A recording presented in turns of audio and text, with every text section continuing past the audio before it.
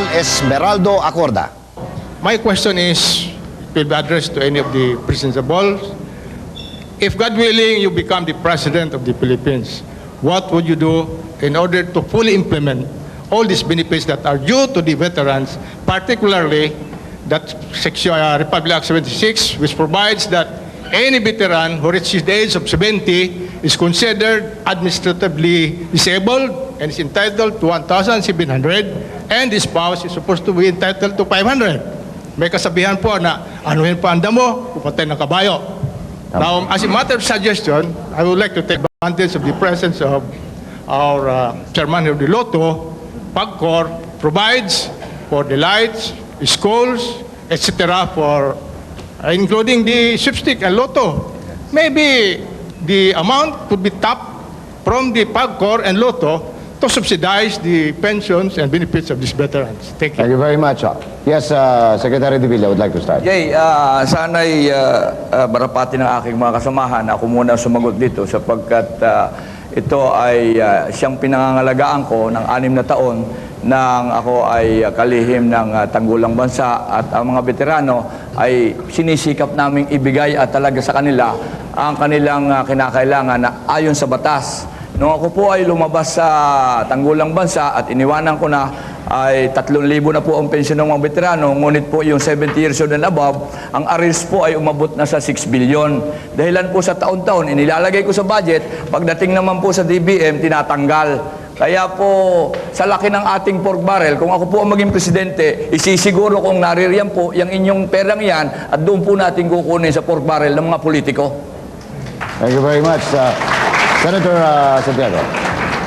Ang magulang ko parehong veterano. Ang tatay ko naging kapitan sa gerilla, kaya nakalibing ngayon sa libingan ng mga bayani. Ang nanay ko gerilla rin, at hanggang ngayon ay tumatanggap rin ng pension. Kamukha ninyo. Ganyan katapang mga babae sa pamilya namin. Pati nanay ko naging gerilla. Ngayon, ang gagawin natin, kung maging presidente man ako, ay ipipilit natin na ang pension ninyong mga veterano, kapalakalikip na rin ang pension ng nanay ko, ay dapat i-index natin sa cost of living para ang inyong tinatanggap ay halos magkapantay doon sa presyo ng bilihin at hindi kayo madidehado. At yan ay babalik na naman sa pagtatanong saan natin kukunin ang pera.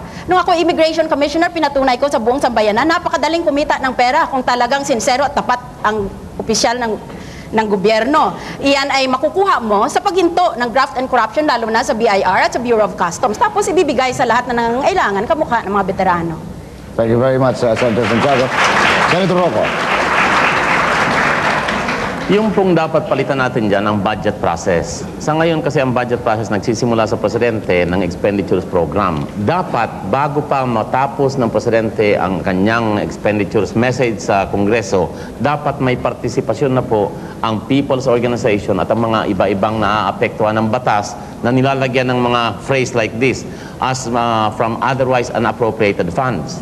At saka unprogram. Kailangan po ang Presidente Enero hanggang Hulyo tinatawag ang iba-ibang sektor para kayo ba'y may mga batas na espesyal na hindi nabibigyan ng pondo para papasok na po doon. Pagdating sa Kongreso ngayon, nababantayan ninyo. Ngayon, ang walang nagbabantay na ganyan. Kaya ang congressmen at pagkatapos nakakapag-modify kami sa Senado, yung Kongreso lang ang nag-i-initiate. Pag nalimutan po yung batas na andyan na, ay sorry na lang, hindi kayo nalalagyan or napupunta kayo sa program. Kailangan po natin isang presidente that will involve the people's organizations and organizations like you in the budget process. Yun po ang gagawin. Mr. Vice President. Simple lang naman siguro yan, sapagkat ang presidente nagsasubmit ng budget sa Kongreso. Kaya kung ang liderato, nilibigyan ng system of priority yan, sa kapansanan, sa veterano, may sasubmit niya yan sa Kongreso. At pwede nga certify na urgent bill yan para hindi na ma-realign ng mga Kongreso yan. Kaya nasa liderato yan, yung system of priority ng pag-allocate ng budget. At sa totoo lamang, magkano social fund ng Presidente, mahigit na 1 billion ang gagaling sa PAGCOR. Sa PAGCOR lamang, mahigit na 1 billion. Saan napupunta yan? Hindi naman natin alam. Okay. Yes, Mayor Lim. Siguro po, ang pagkakamali dyan, yung practice sa Kongreso, magpapas ng batas, pondo ilalagay, subject to availability of funds.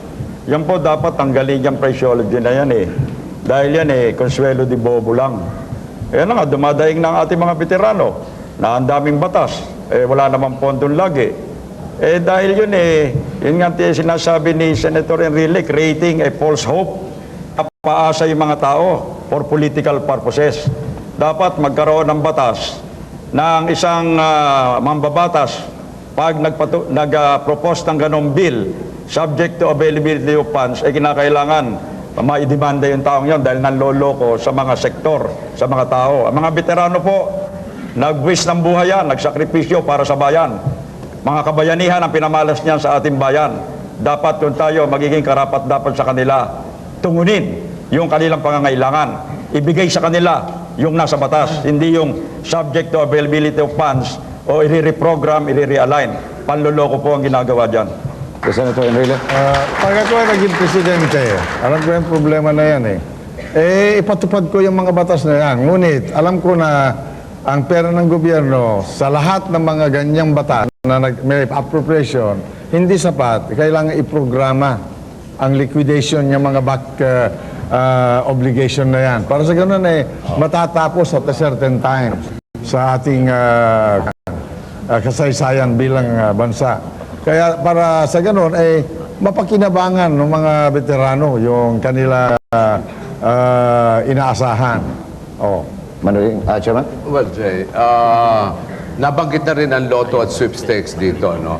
Ang Senado talagang tinax ang PCSO very heavily. Ang isa dyan yung documentary stamp tax ng 10%. You know, when you're speaking of billions, ang laki niyan billion din umaabot yung documentary stamp tax na yan. Ako sa ngayon pag naging presidente, bibigay ko sa veterano yung billion na yan. Invest as the documentary stamp tax. At yung problema ng ating mga kapansanan, may kapansanan, the disabled, the blind, and so forth.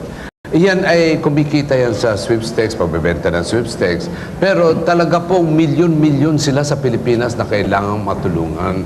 They are not only a few. There are about 6 to 7 million disabled in this country and they really need help. At tungkol naman po sa sinabi ni Vice President na 1 milyon kuha sa PAGCOR ng presidente. Sa social fund po niya yun para sa calamity funds pag may kalamidad. Hindi raw po niya alam kung saan pupunta. Sasabihin ko na pupunta po sa mga calamity funds yun.